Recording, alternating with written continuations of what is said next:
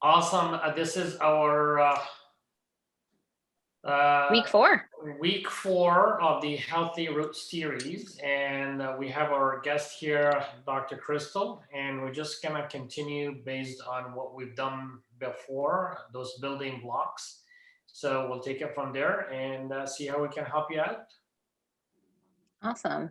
So today's purpose is to really kind of put together all the things that we talked about in week 1, 2, and 3. And just to reiterate here at Arthritis VIP, our goal is to really relieve and restore the function of your joints. And we try to do that using non-surgical treatments and modalities, and things that are just going to really help to optimize your life overall. And so these are why we put these Healthy Roots series out for you.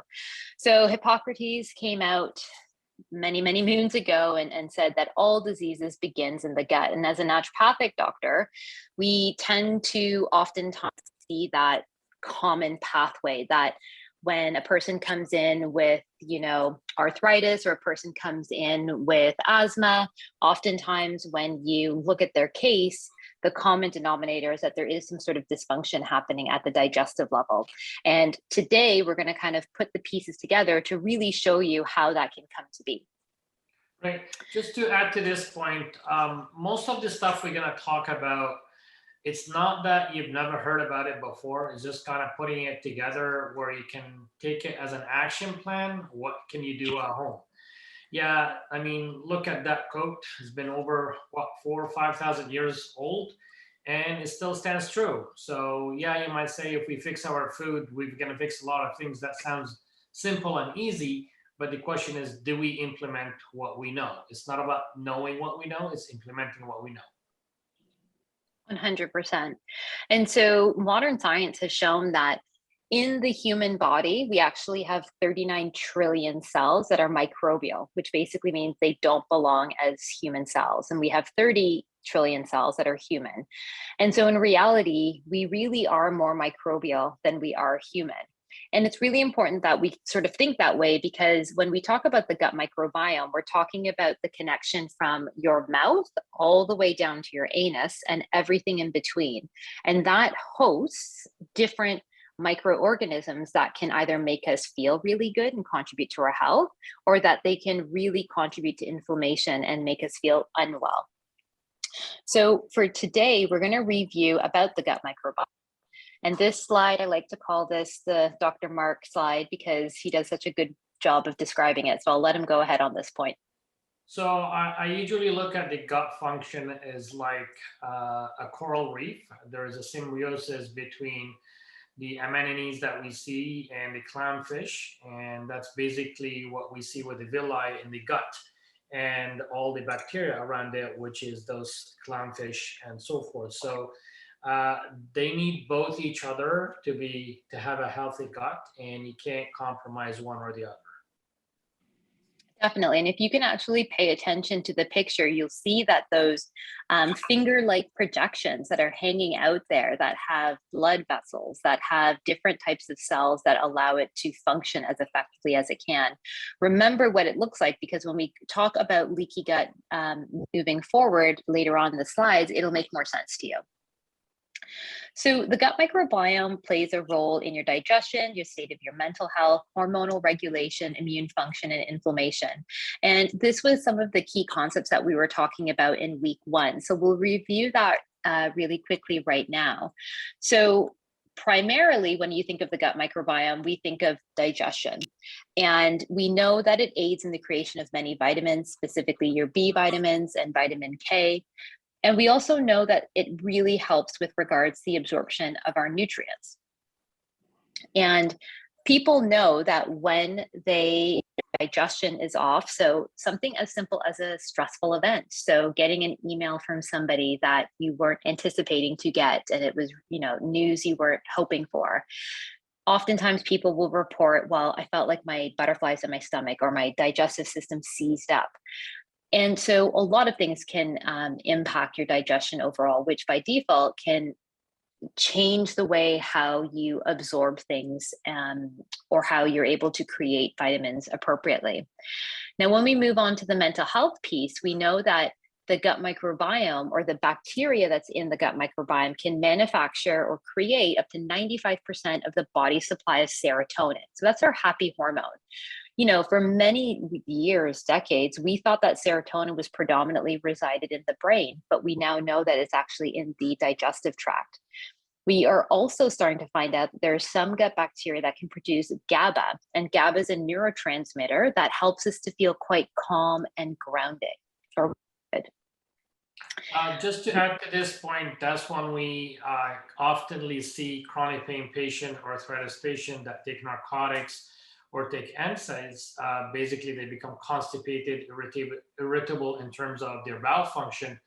And then they feel sad, depressed, anxious. Well, that's just because of the function of the constipation part or the dysfunction of those microvilli or the gut function, that because there's not enough serotonin. And it's funny that we often see psychiatrists or practitioners or physicians will jump to, oh, let's put you on an antidepressant. And when those antidepressant, one of them is serotonin reuptake inhibitor. Well, let clear your gut, let's improve your gut, and then that's all we need to do.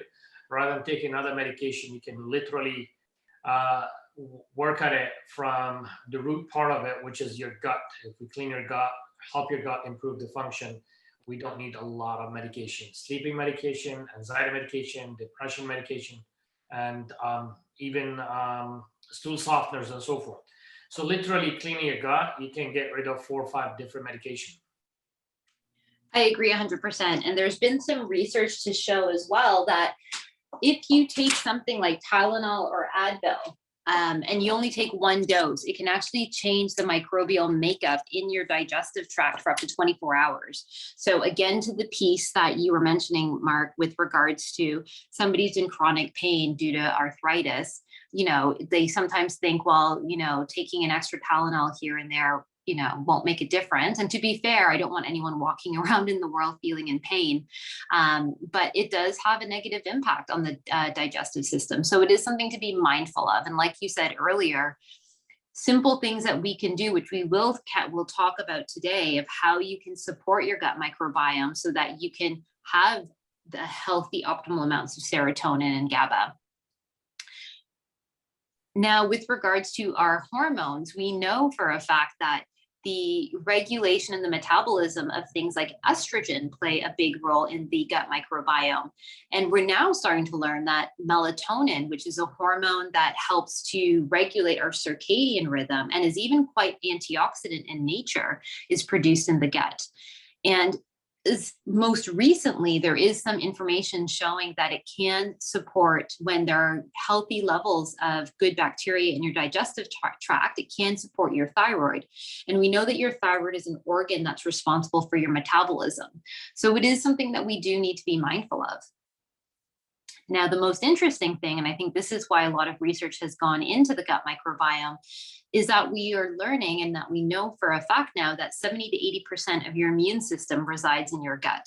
And so you can see that people with autoimmune conditions like psoriasis, rheumatoid arthritis, you know, there is a host of other different autoimmune conditions that oftentimes when we fix people's gut microbiome in their digestive tract, a lot of their symptoms tend to go away. Now, we don't cure people with just fixing the gut microbiome, but we can definitely improve the quality of the life by making those changes.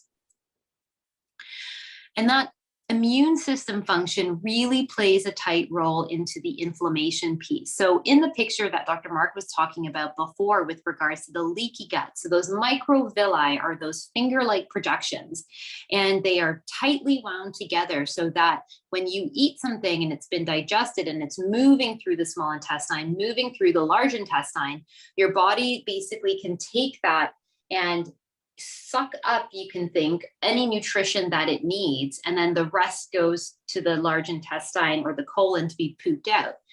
Well, if you're eating foods that don't agree with you, they create bits of inflammation throughout those microvilli, resulting in leaky gut. And so those microvilli then become swollen, and then gaps start to form. And so things that would normally stay intact in the large intestines or in the intestines now are passing through and getting into the bloodstream.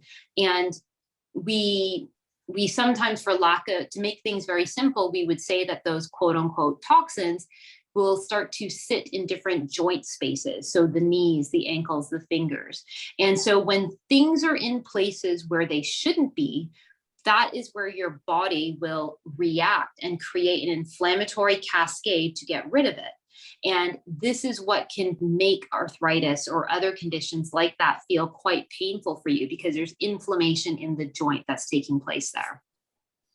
Yeah, so this great points, Crystal. If I want to kind of simplify that process, most people get kind of caught up on the idea of where do I start? And if you want to think about it like a pyramid, the base of that pyramid is your gut.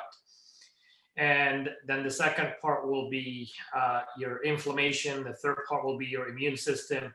And eventually you're reaching out to that joint or a chronic pain area. The problem is if you want to just target the end point, which, hey, I take a cream because my joint hurts. I take a pill because my joint hurts or my arthritis is flaring up. But you still haven't treated the underlying cause, which is your gut. If you treat your gut well, basically you're gonna prevent that leaky gut syndrome. When you treat your gut well, you're gonna have less inflammation at the gut and internally. You're gonna boost your immune system and you're gonna be happier and less anxiety. So basically, if you're starting literally with majority of diseases that we face, other than what we call mechanical disease, if you had a fracture, or you had a fall, something like that, it all starts in the gut. The gut is very critical. It's easy that we say it is, but the application of it, well, it's just an ice cream. Well, it's just a cookie, right?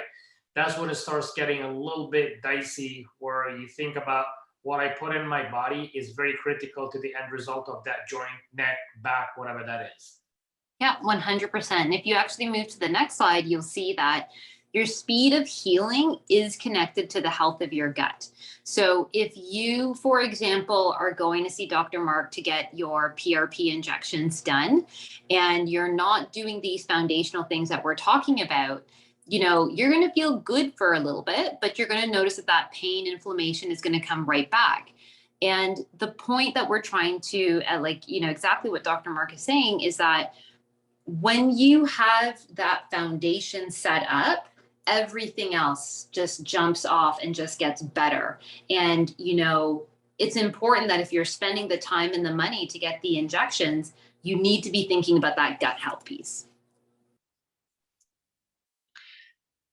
And actually, I think maybe Mark, if you can take this slide, because you have been able to really sort of explain how the injection piece really plays a role with regards to the weight gain or weight loss. So yeah, weight gain has two parts to it. The first part, majority of people might be aware of it, is an extra 1 pound of fat might increase the pressure on the joints by 3 to 4 times. Some research even say up to 7 times, but let's take it as an average of a 4 time. So if you have a 10-pound extra weight, you're putting extra weight on 4 pounds on your joints. And think about it this way. Imagine if you're carrying a bag worth that weighs 40 pounds, basically you're carrying it with you all the time. You're sleeping with it, walking with it, showering with it. Imagine how much that's going to affect your knees. That's one. The second part is, even you might be on the lower side of, from a weight point of view, but those fat cells, they're gonna block the healing factor or the growth hormone. So basically, you're gonna have a hard time, even if you're on the lower side in terms of the weight, healing, even if you have an extra 1, 2, 3 pounds. Once you heal, you can gain that weight back, but at least in the healing process, you need to be aware of the extra weight and aware of the fat cell blockade to the healing receptors. So in order to lose 1 pound of fat, you have to lose 3,500 calories. And one of the easiest ways we say is, people think, well, I can't exercise because my knee hurt, my hip hurt, my back, my shoulder, my neck, whatever that is, and thinking that the only way to lose calories or lose weight is by going for a run or a jog. And actually starts with your food. If you reduce your intake by 500 calories, and on an average, you will lose about a pound every week or so. That's basically a reduction of 3,500 calories. The interesting part, it might sound hard to do the 500 calories, but if you're aware of what we eat, it might be just maybe basically 2 scoops of ice cream, maybe 2 cans of Coke, and that's what we're gonna go on with the next slide. Yes, absolutely. That was like a perfect segue. So you can see, for example, something like walking or chair yoga. And sorry, I have 3 dogs and apparently we're getting deliveries right now. But if you or do something like walking or chair yoga, and this is for 30 minutes, you're only really burning roughly about 100 calories. But you can see here, common foods that we would consume that we think are healthy or harmless. So a smoothie, has 350 calories. Do you really want to be walking an hour and a half to burn off one smoothie? I think if you're in chronic pain, that sounds like a very long period of time to walk. And even for somebody who isn't in chronic pain, walking for an hour and a half, they just may not have that time in their day to day. So, something like a medium double, which, I mean, how many Canadians drink that? It's 250 calories with, I think it's like 14 grams of sugar or more, which is kind of wild. So just, I sometimes tell patients, here is how much calories you're going to burn, let's say going for a 30-minute bike ride. And here is a smoothie. Which would you prefer? And most people will prefer to not have the smoothie to avoid that bike ride. So yeah, back to this point, when you look at it from, do I do exercise? And let's take it from people with chronic pain. They might have a difficulty walking, but let's assume they were able to walk and they're going to push themselves. That from 500 calories we're talking about, it's basically 2.5 hours of walking every single day versus dropping a smoothie and a muffin. Maybe dropping one of those 2 lists on the menu on the right hand side. Then it but make it much more easable, attainable. It's not about dropping food quantity. Basically, you're still gonna eat everything else except those liquidy stuff that you have, or sugary stuff, or fatty. So liquidy, sugary, or fatty, those are the one that's loaded with calories, and you might start there before you start reducing your calories by doing some physical activity. Exactly. Yeah, but eventually you're gonna need the physical activity. That's completely different talk, but you don't want to reduce calories just based on physical activity. You need to do both. The other one, the physical activity, is gonna have a lot of impact on your circulation, the health of the joint, your mental health, your gut health, and so forth. They have other added value, not just reduce calories. Absolutely. So and I think that was a great point that you brought up, that what we're trying to say is, listen, diet is 100% of the game here. What we're trying to show is that there are lots of things that we think out there are harmless to eat, when in reality, they're pretty packed with calories, sugar, or fat. And this is how much exercise or movement you would need to do to burn that off. Definitely there is room for movement. And so, we'll talk about that. That's as Dr. Mark mentioned, it's a completely different discussion, but something to be mindful of, that every time you eat or drink, you're either fighting disease or you're feeding disease. And so this is why the creation of the food discovery map was done. And so you'll see that on that map, when we talked about it, it was, you would basically chart down 2 weekdays of your choice and then 1 weekday on the Saturday or Sunday.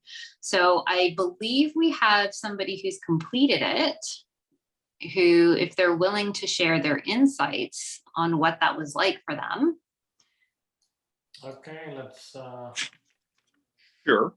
Yeah, you can hear us now, Tony? Perfect. Yeah, can you hear me? Yeah, we can hear you. Go ahead, tell us what did you find? I was pleasantly surprised that my sugar intake was, I guess, average or below average. but the glaring issue here was my calorie intake. Just by using an app, I guess my calorie intake ideal should be about 2,800, and on average, I'm about 3,200. And a lot of that comes from my eating habits, which I mapped out here, and a lot of it comes out in forms of snacks, to be honest with you, and not good choices of snacks. Lots of fat, lots of calories are being taken after big meals, and they incur a penalty of calories, which also includes an increase in fat.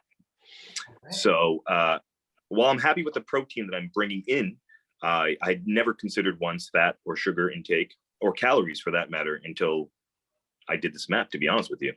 Okay. And actually, could you show the map on the screen? Because I was pretty impressed with how detailed it was. And yeah, I don't know I don't know if you can see that. Yeah, no, It's- we won't be able to see it. Yeah. Yeah. But would you say when you were mapping it out, like how difficult was it to write the information down and then figure out the calories, the sugar, and maybe if you can share the app that you were using too? Yeah, I was using a MyFitness app. You can get it on the App Store. There are in-purchases there, but the things that I was using was all free. And it was pretty specific. So for example, I put a bag of chips down for one of my weekday choices and the time. And they have a selection of different various chip brands, because different brands have different calorie intakes. So I found that actually quite surprising and nice. It wasn't necessarily hard to write down anything because the app kind of does it for you. Yeah. So you're basically just transcribing from an app to a piece of paper. But for me personally, putting it on paper gave me, I guess, a more conscious idea of what I was doing, rather than just pushing buttons and then kind of leaving it in the interwebs. Fair enough. So if you had to re-review this and take like a take-home message, what would be one thing that you can drop to bring that to 2,800 calories, which is your ideal calorie intake? Oh yeah, no, my snack choices. Obviously, I wouldn't get rid of snacks altogether because I'm human. But eating a bag of chips, for example, is 1,200 calories, which I didn't know. There you go. Say you it know, again, how many calories? 1,200 calories, one bag. So one thing, so basically, it honestly, if you wanted to walk that will be 5 hours of walking or 6 hours of walking. Yeah, and Yeah. So, 64 okay. grams of fat. It's just, and when you're eating this at 10 o'clock at night, you're not really thinking, do I need to walk this off? And like you said earlier on, it's a progressive thing. It starts with eating. If you're gonna continue this trend, you're gonna notice a upwards trend in either your weight or your blood pressure, I imagine. Yeah, or pain. Sugar, pain, all of it together. Yeah. No, Yeah. that's awesome. So any other snack that would you cut off, or you found like, wow, this is shocking to you? I guess my choices are like, I wouldn't say a sweet tooth. I just have a pecking issue. Cookies, for example, they're very small. Only 5 cookies is about 300 calories, apparently. Okay. That usually happens again late at night, and you're not burning anything after that. So you're kind of just letting that sit for the entire night, which is probably not going to be good for digestion in general. Okay.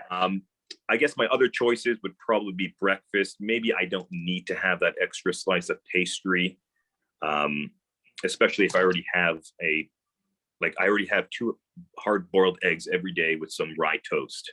Okay. I think adding an extra pastry onto that would probably be unnecessary. And just by looking at it, it's 27.6 grams of sugar. Okay. Right there is my daily. So honestly, yeah. So even if you kept everything as is and you just cut it into half, even though they're not healthy, you're still gonna go, like, you're gonna have a great improvement, whether it's weight, blood pressure, diabetes, chronic pain, and so forth. The other factor I want to ask, or the other question I would like to ask, what was your water intake? So I had to figure this one out too, because the majority of water that I drink is at work. I usually use like a Mio, It's just an electrolyte supplement. On average, it's about I think 1, 2, 3, 4, 5. So we'll say 5.5, almost 6 cups of water. Okay, If we're measuring the cup of water, like 250 mLs, okay, I converted it. On days where I'm not having like don't have a long shift, I drink less, and I noticed that I probably eat more, so maybe that's why. But yeah, I definitely don't get a lot. I do obviously have a beer or two or mix some milk and OJ, but I did not consider that into the cups of water okay. factor. So one of the things that we look for about the water intake is if your pee is clear, means that you're hydrating enough. And the second fact that you brought it up, if you don't drink enough water, most likely gonna think that this is a hunger signal rather than thirst. So in the future, if you feel that if you're hungry, just drink a glass of water, wait for 15 minutes. If you're not hungry, means it was thirst. And then you could avoid a snack or a meal that's really unnecessary. Yeah. Awesome. And the last point that we like to allude to is the time between the last meal and the time of you going to bed. Were they too close to each other or right away, or was there a gap?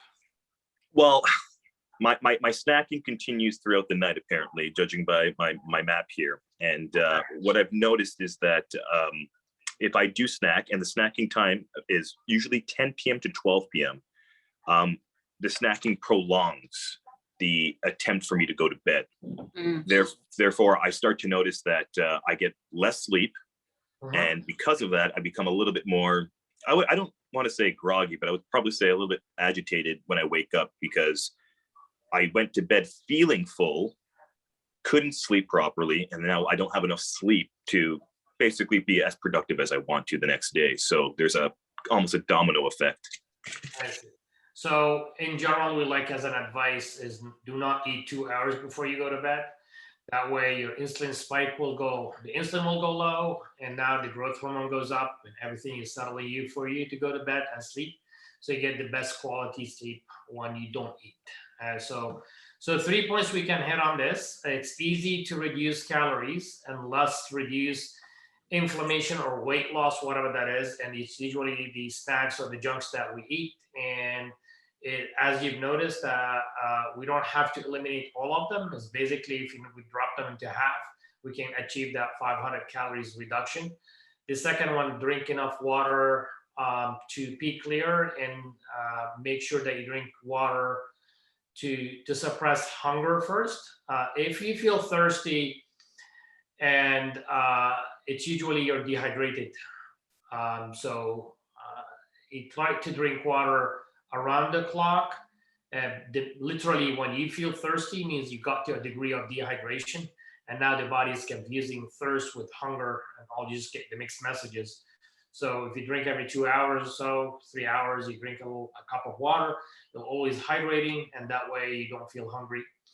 And the last part is don't eat 2 hours before you go to bed, and that way you reduce the insulin spike and increase the growth hormone levels. That's what's going to aid in healing, repair, quality of sleep, and those are the 3 combos that we look for when you do those food discovery map. Jen, anything that you've noticed?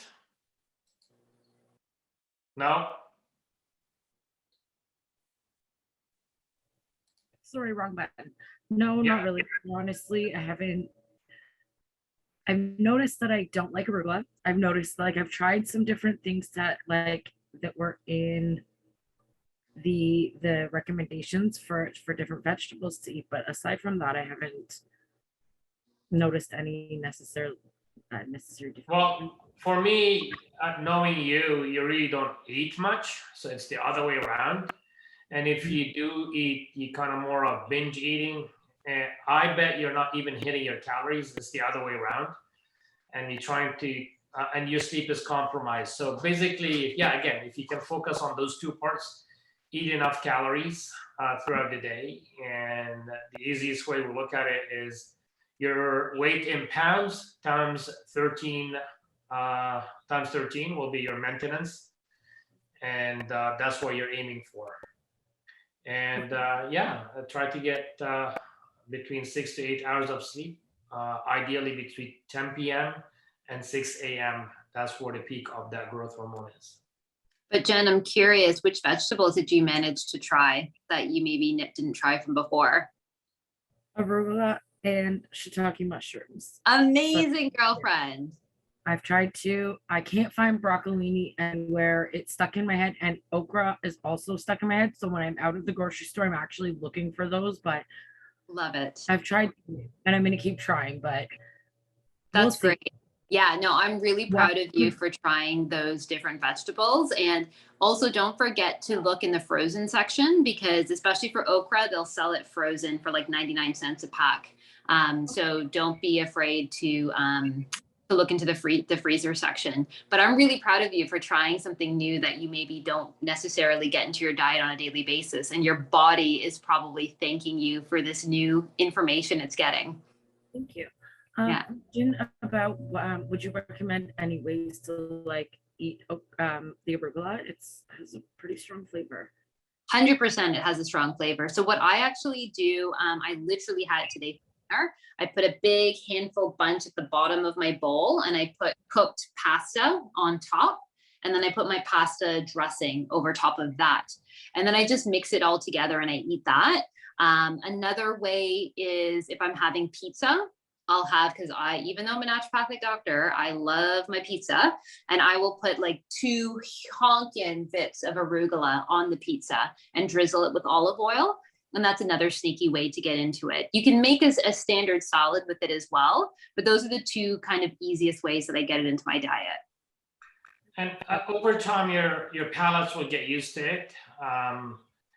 I mean, that's how I found out about, arugula a little bit bitter, has that strong taste, but over time you'll get used to it, and then you won't mind it at all. Yeah, it's got like a very peppery, bitterish taste. But again, the more you expose yourself to these different things, the easier it becomes and the more curious you become. But you have to let me know at some point when you cook your okra. I want to know how it turned out for you. As Crystal mentioned, I love the frozen part because they're already cleaned up for you. Then you don't have to run on the hassle of cleaning and cutting the tips and whatever. Hey, it's just ready. Either you saute. There's a lot of ways that you can cook it. And one of the funny ones that I found with the Japanese, they barbecue it. Oh. Yeah, I've had them a couple of months ago. They had them on a skewer, and it was literally barbecued. And wow, never thought that you could barbecue okra, but it tasted really good. Yeah, I don't know how I feel about that, but I will take your word on it. You give it a shot, right? Yeah, that's just so true. But yeah, no, thank you both for sort of sharing your the insights that you got from the food discovery map. And the different vegetables that you're trying, because it's a process, right? It's not meant to be something that you're doing overnight and that you can make all these changes. It's the little bits of insights that you get that really can lead to sustainable long-term care and changes. So yeah, thank you both for sharing your insights. Awesome. So just to sort of review on the next slide then, with regards to water and the importance of hydration. So if you're suffering from, low back pain or creaky joints or achy joints, we know that hydration, water simply lubricates all of your joints. It also prevents infection. So when you're properly hydrated, you've got enough mucus that's secreted into your mouth, your nose, your eyes. And these are the primary areas where bacteria and viruses and fungus like to enter into our bodies.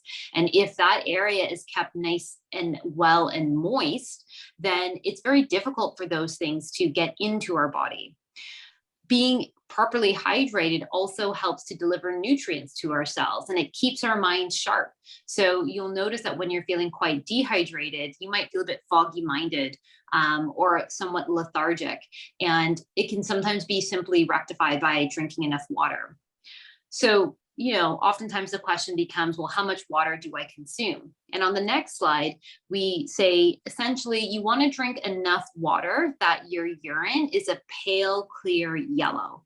So if it's clear as in, you've just had a whole bunch of water and you went to go pee and it looks like nobody peed in the toilet bowl, then I would say you've had too much water and you've overhydrated. But if it's the color of, a pale Post-it note, those yellow Post-it notes, you're on the right track. So you want to use that. So obviously, if you are exercising that day, or you're doing things that's using that where you're sweating a lot, you're going to be drinking more water to make up for that activity level. But if you're at a desk all day working, you will probably notice you might need a little less water. So as Dr. Mark mentioned, don't wait until you feel thirsty, because at that point you've hit that dehydration level, but you want to be drinking all throughout the day so that when you do pee, it's that pale yellow color. One other point to say of a personal level is drinking more water is way less harmful than drinking less water. Because if you drink more water, you're going to pee it out, right? The downside to it, you're going to go more often to the washroom. But if you don't drink enough water, you're going to run up with all the other complications or side effects of the dehydration. Now, personally, it would be the headache for me. I know when I get a headache, it means I haven't drank enough water. I need to drink enough water to get rid of my headaches. Yeah, definitely. So in terms of next steps, the general rule of thumb is, based on your food discovery map, if you were consuming, let's say, 1 serving of vegetable a day, the sort of gold standard that we try and get everyone to consume is roughly 6 servings of lightly cooked vegetables a day. And so 1 serving is equal to 1 cup or 1 closed fist. Now, I know, for example, if you did your food discovery map and there was only, let's say, 1 serving of vegetables there, we don't expect you to jump up to 6 servings by next week. But what we would suggest is every week, see if you can increase your vegetable count by 1. And so it allows you to get creative and experiment with different vegetables, but it's also quite sustainable, because if you start off at 0 to 1 servings a day of vegetables, and then you move suddenly the next day to 6 servings of vegetables, well, number one, that's a lot of load for your digestive system to get used to and for your gut microbiome to process. And you're probably going to be feeling pretty gassy, pretty bloated pretty quickly. So again, to keep things sustainable, increase by 1 as the week goes along. And so on the next slide, we have a list here of the different sort of high value vegetables. And so if it's useful for you, by all means, take a screenshot and take it with you to the grocery store the next time you head out. So on to the next slide, there is the next steps as well, is we do want everyone to aim to try to get a minimum of 3 servings of protein, either animal or plant-based, per day. And so a serving of protein is 20 grams roughly. And so your sources, I've kind of included them in sort of the order of from, I wouldn't say from good to bad, but some of your top choices. So chicken, turkey, eggs, fish, seafood, and of the seafood that includes clams, mussels, shrimp, scallops, lean cuts of beef, beans and lentils. I feel like those are 2 quite underutilized sources of protein in people's diets. And they're actually really cost effective, especially with the cost of groceries going on. And they're really easy to include into your diet. So if you're having rice, when you make a cup of rice, throw in a cup of beans and let it cook together. And then you've got a beans and rice that you can consume with anything else that you're eating. Quinoa, buckwheat, peas, tempeh, and tofu. And I put tempeh and tofu towards the end because, and tofu being the very last, if you, there is some controversy with regards to tofu being estrogenic in the body. So a food that acts like estrogen and increases your load. So if you had an option between tofu or tempeh, I usually prefer patients to consume tempeh, because tempeh is a fermented form of tofu, and it actually does more for your gut microbiome than tofu does per se. One point I'd like to bring home, most people kind of mix up the 20 grams per serving. And actually, when you talk about a gram of protein that your body requires is different what it looks like before you cook. So if you're gonna take a 20 grams per serving of a protein, that means you have to times 5, which whatever meat you take, it has to be 100 grams of meat. Oh, I see what you're saying about the actual serving. Yes, Because yes. So I've that's had people come to me and say they had a couple of cubes and say, "Oh, that's it. Yeah, I had my 60 grams of protein per day." Well, that's not what I meant. This is the net protein intake right. will be the 60 grams per day, but you always gotta time it times 5. So yeah, so you need about 300 grams, 250 to 300 grams of protein, and people kind of freak out. Oh, that's a lot. And literally that translates to about 3 skewers of chicken per day. Yeah. It's not a lot. It's pre-cooked. So basically, whatever that number, 20 we were aiming for, so 60 per day, 60 times 3, that's 300.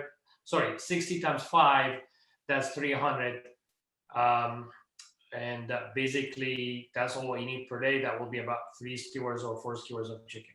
Yeah, another rule of thumb, for example, with chicken, turkey, fish, or cuts of beef, I usually tell the patient, look at your hand itself, look at the palm. It'll be the size of the palm of your hand and the same thickness. And that's a good gauge. And when it comes to eggs, 2 to 3 servings, or sorry, 2 to 3 eggs, usually it's got to be closer to 3 eggs to give you, or to help you hit that 20-gram mark as well. Awesome. And the problem with this, if you go way lower than that, basically you go catabolic and you eat your own protein, and that will definitely increase inflammation, increase pain, because your body needs to build more muscle in order to help reduce joint pain and chronic pain. Yeah, absolutely.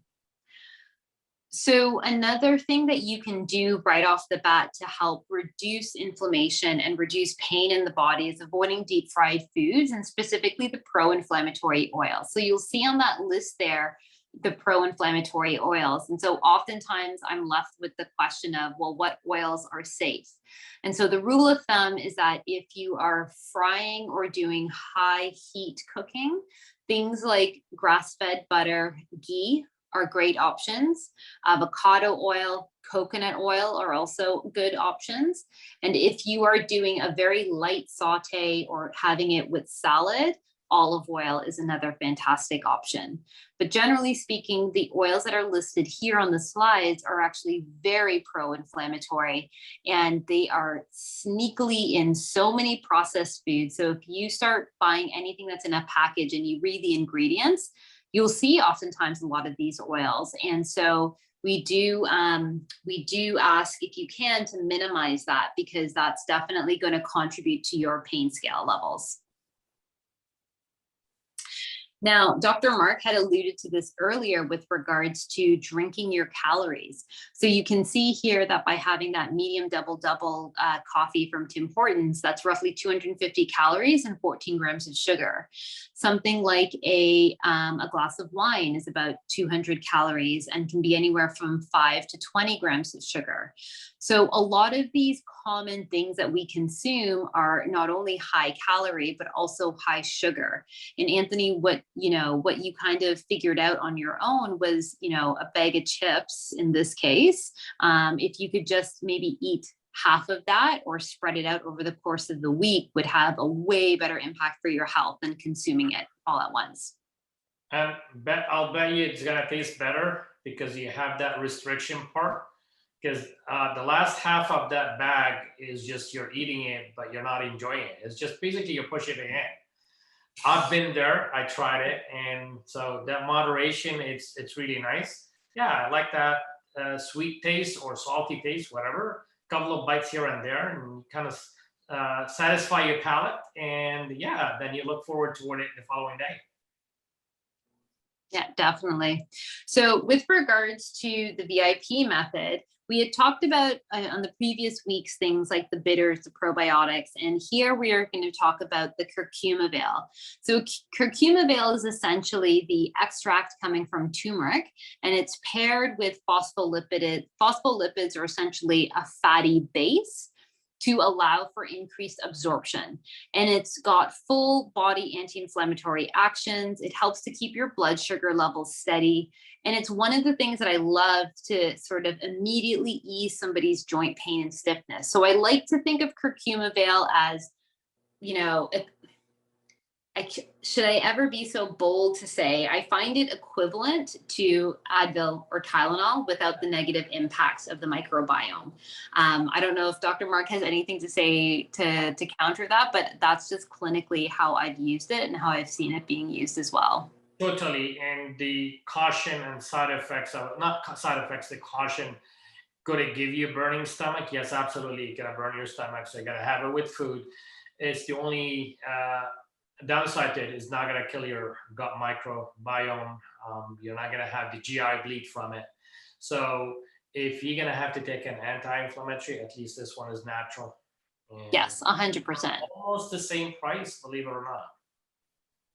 Yeah, it's and I actually use this as like for a lot of my patients with period pains. It's amazing. They'll use it exactly like an NSAID or an anti-inflammatory, and it gets the job done. Yeah. And one thing Yeah, I'd like to add, which is very, very, I find it very important and critical, is when people take the regular Advil, naproxen, Celebrex,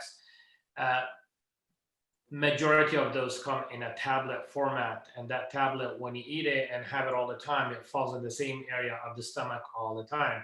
That's when they have the gastric irritation and possibly bleeding in the future. We always like to have something in a capsule or a soft gel. That way it diffuses throughout the stomach lining and you don't have one targeted spot all the time.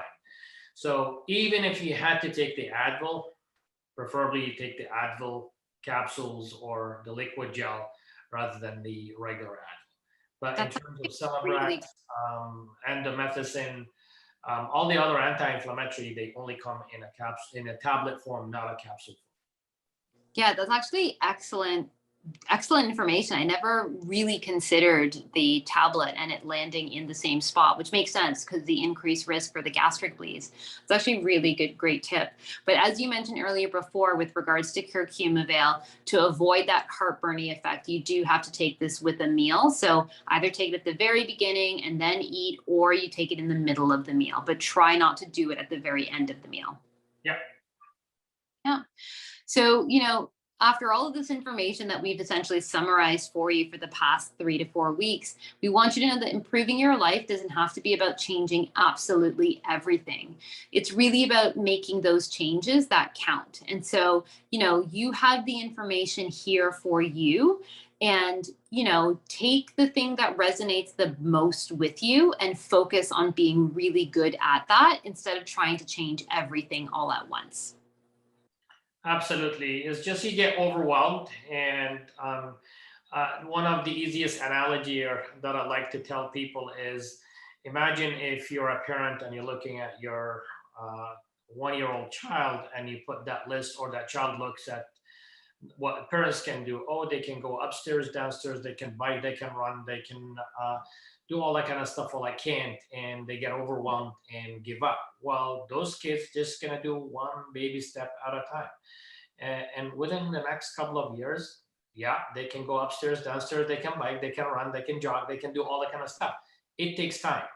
So don't try to do it overnight, and just pick one item, work on it, and think about it. Hey, in the next 6 months to a year, I'm going to be a changed person of how I eat, how I sleep, and how I view my activities.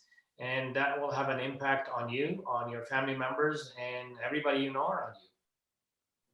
Yeah, it's great. And, you know, at the end of every week, we always come back to this slide with regards to arthritis and pain as a response to the combination of the physical stress, the chemical stress, and the emotional stress. And when we talk about the physical stresses, you know, we're talking about the injuries, overuse. And as Dr. Mark had highlighted several weeks ago, oftentimes it's really about being sedentary. Not moving enough is stressful on our bodies. Things like chemical stressors, so the poor diet, smoking, excessive alcohol, or chemical usage. So the makeups or the skincare you put on your body, or what you use to clean your house with. Those are also chemical stressors on the body.